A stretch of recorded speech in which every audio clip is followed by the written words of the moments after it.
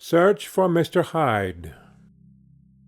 That evening Mr. Utterson came home to his bachelor house in sombre spirits, and sat down to dinner without relish.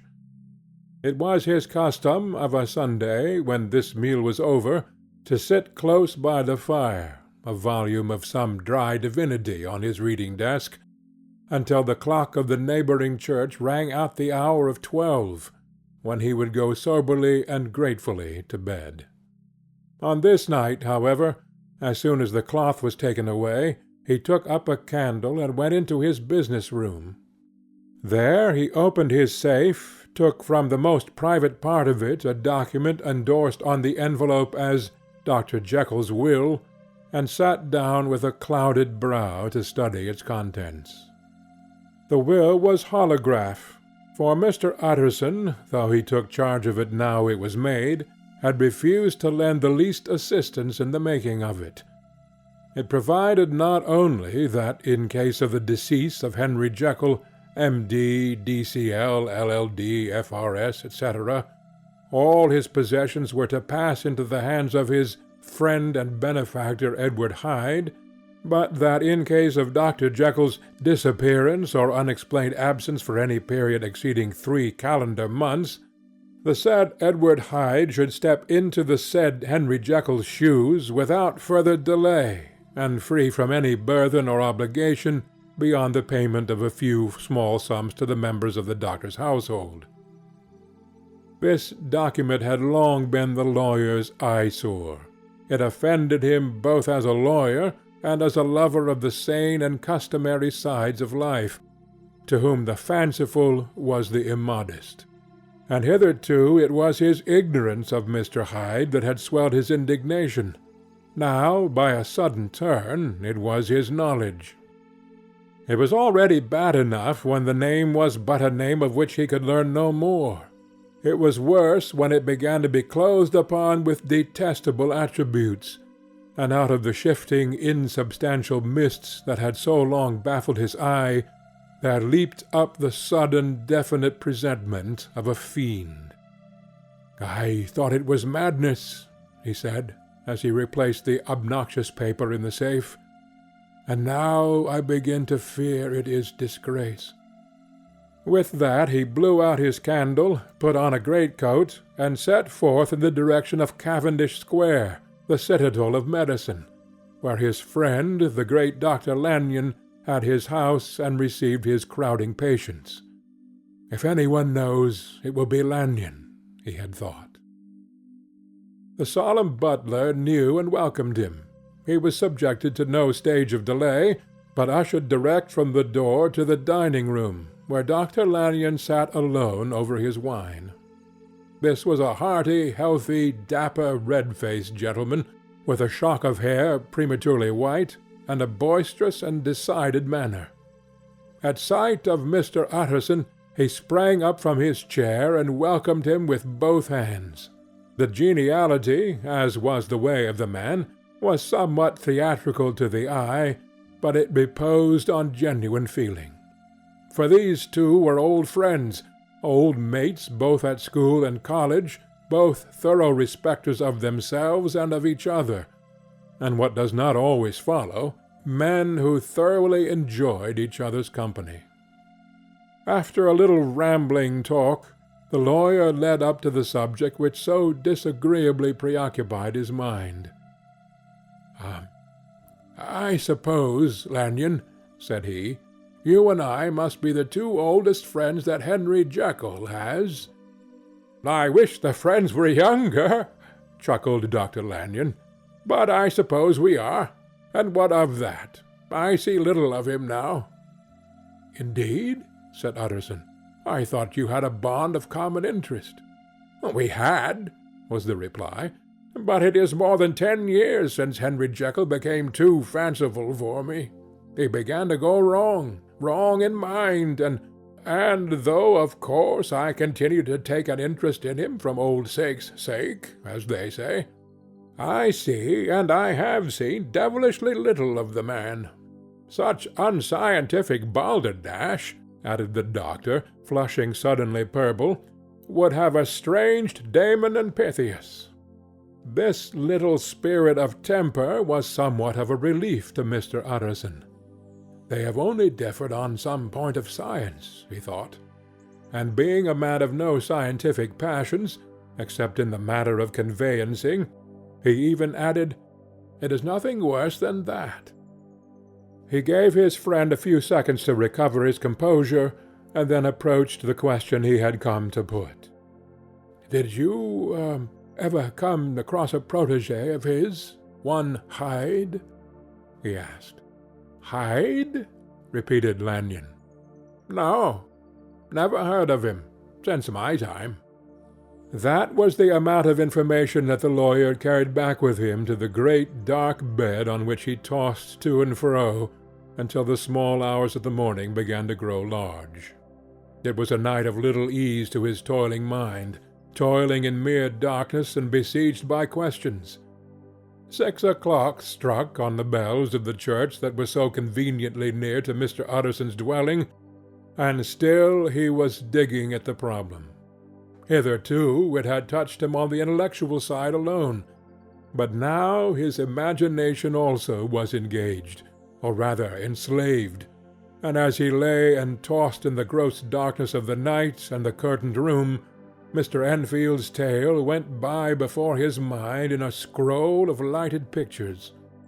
He would be aware of the great field of lamps, of a nocturnal city, then of the figure of a man walking swiftly, and then of a child running from the doctor's, and then these met, and that human juggernaut trod the child down and passed on, regardless of her screams. Or else he would see a room in a rich house, where his friend lay asleep, dreaming and smiling at his dreams, and then the door of that room would be opened, the curtains of the bed plucked apart, the sleeper recalled, and lo, there would stand by his side a figure to whom power was given, and even at that dead hour he must rise and do its bidding.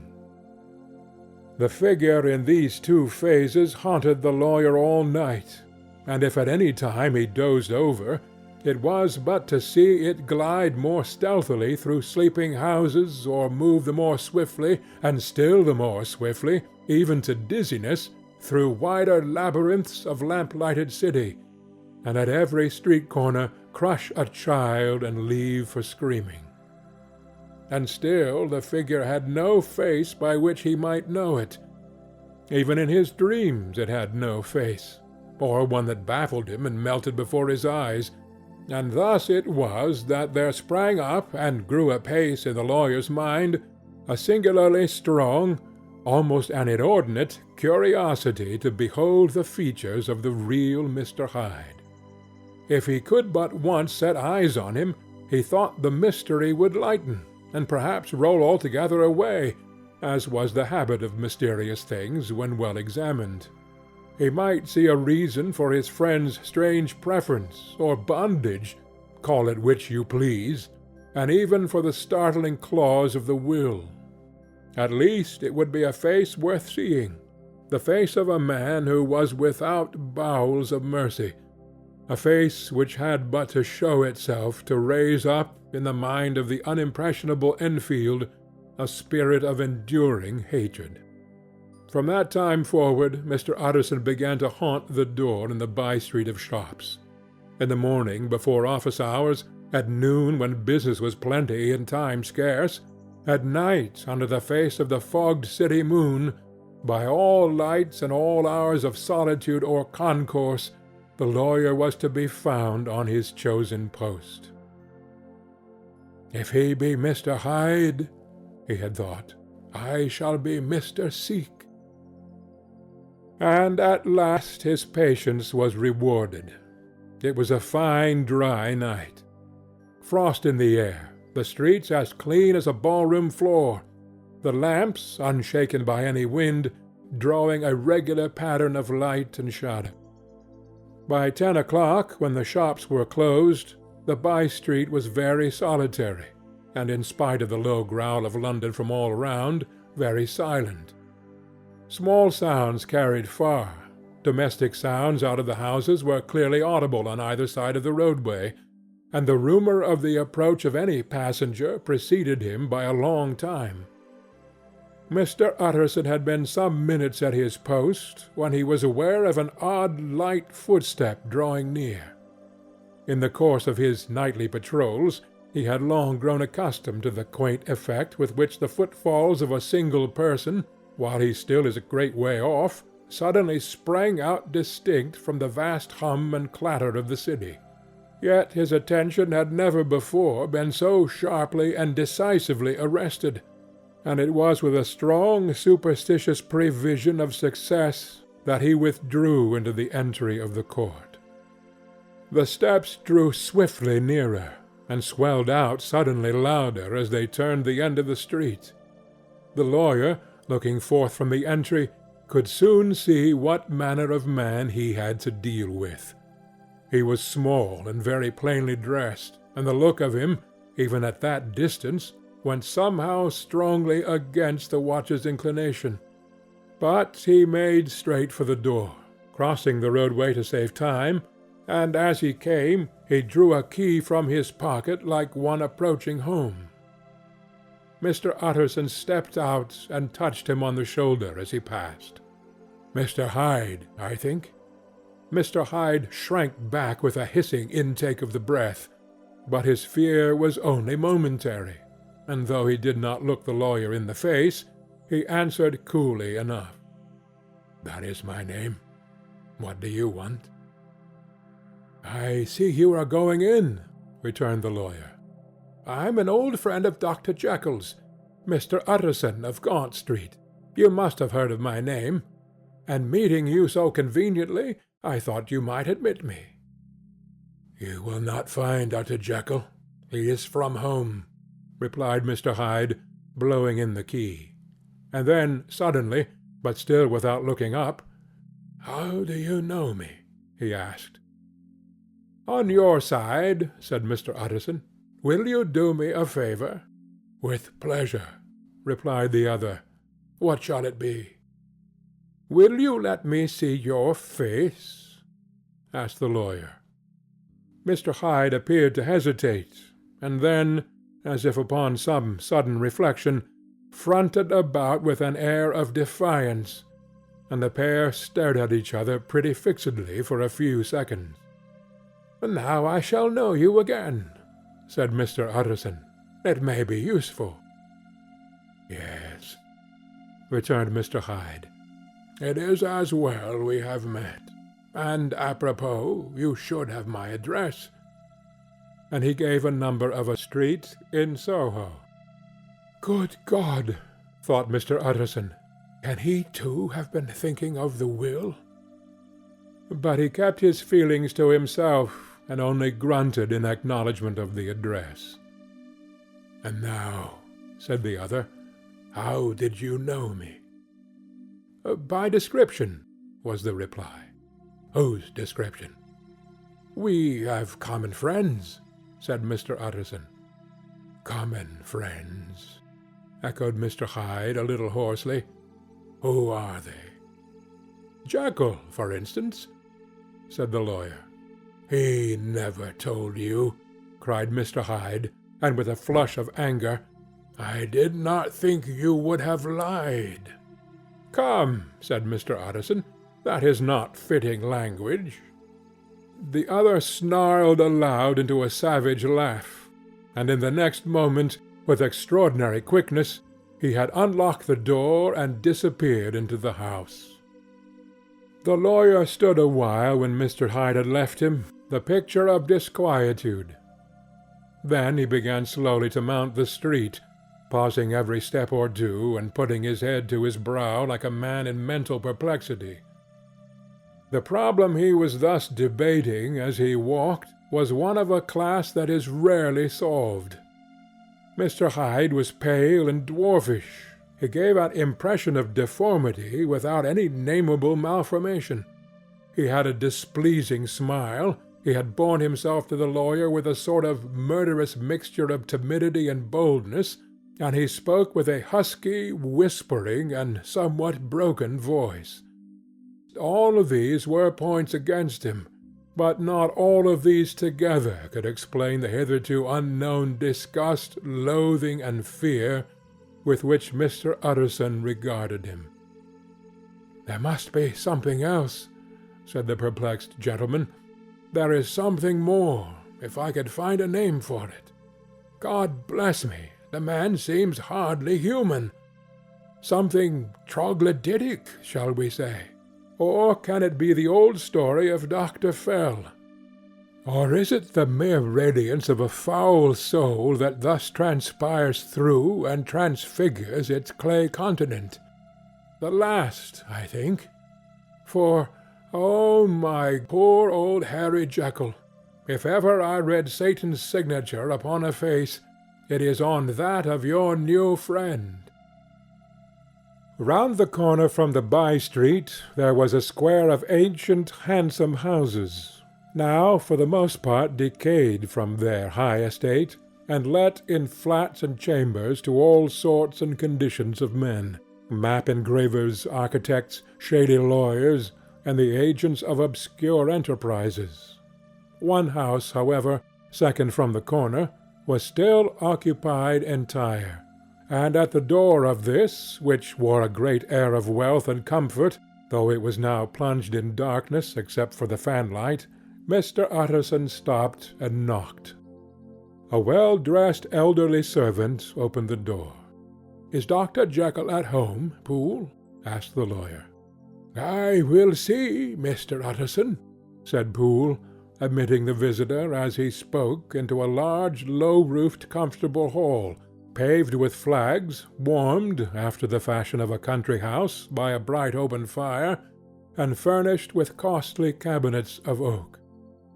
"Will you wait here by the fire, sir, or shall I give you a light in the dining-room?"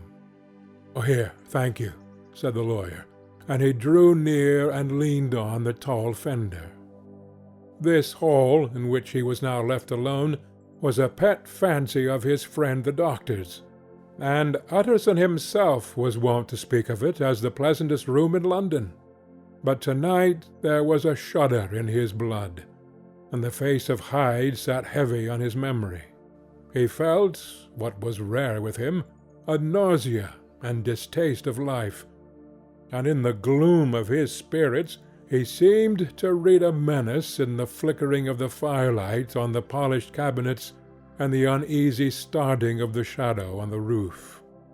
He was ashamed of his relief when Poole presently returned to announce that Dr. Jekyll was gone out. "I saw Mr. Hyde go in by the old dissecting-room, Poole," he said. "Is that right, when Dr. Jekyll is from home?"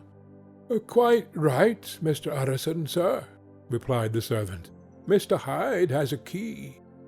"Your master seems to repose a great deal of trust in that young man, Poole," resumed the other musingly. "Yes, sir, he does indeed," said Poole. "We all have orders to obey him." "I do not think I ever met Mr. Hyde?" asked Utterson. "Oh dear no, sir. He never dines here," replied the butler. "Indeed, we see very little of him on this side of the house. He mostly comes and goes by the laboratory." "Well, good night, Poole." "Good night, Mr. Utterson." And the lawyer set out homeward with a very heavy heart. "Poor Harry Jekyll," he thought. "My mind misgives me he is in deep waters. He was wild when he was young. A long while ago, to be sure, but in the law of God there is no statute of limitations. Aye, it must be that. The ghost of some old sin, the cancer of some concealed disgrace. Punishment coming, pede claudo, years after memory has forgotten and self-love condoned the fault." And the lawyer, scared by the thought, brooded awhile on his own past, groping in all corners of memory, lest by chance some jack-in-the-box of an old iniquity should leap to light there. His past was fairly blameless. Few men could read the rolls of their life with less apprehension. Yet he was humbled to the dust by the many ill things he had done, and raised up again into sober and fearful gratitude by the many he had come so near to doing, yet avoided. And then, by a return on his former subject, he conceived a spark of hope. This Master Hyde, if he were studied, thought he, must have secrets of his own, black secrets by the look of him, secrets compared to which poor Jekyll's worst would be like sunshine. Things cannot continue as they are. It turns me cold to think of this creature stealing like a thief to Harry's bedside. Poor Harry, what awakening! And the danger of it, for if this Hyde suspects the existence of the will, he may grow impatient to inherit. I must put my shoulders to the wheel, if Jekyll will but let me, he added. If Jekyll will only let me. For once more he saw before his mind's eye, as clear as transparency, the strange clauses of the will.